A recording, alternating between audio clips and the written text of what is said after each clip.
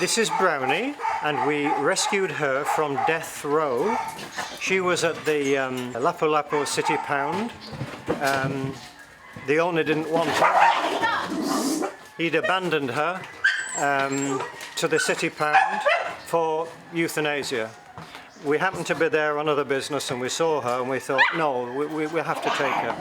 We had to write a letter to the Lord Mayor asking permission to have the dog. They made us do that. But anyway, we got the permission and here she is.